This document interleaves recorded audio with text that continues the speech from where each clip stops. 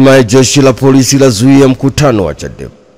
Jeshi la polisi limetumia mabomu ya machozi kuwatawanya wafuasi wa chama cha demokrasia na maendeleo Chadema waliokuwa katika ofisi ya chama hicho wilayani Songea mkoani Ruvuma, lakini pia limewatawanya watu waliokusanyika sehemu panapotarajiwa kufanyika mkutano wa hadhara wa chama cha demokrasia na maendeleo Chadema.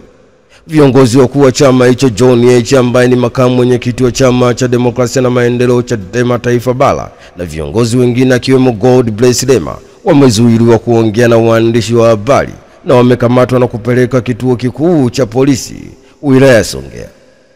Mpaka sasa jeshi la polisi limezuia kufanyika kwa mkutano wowote uliotarajiwa kufanyika mchana huu viwanja vya Matawale.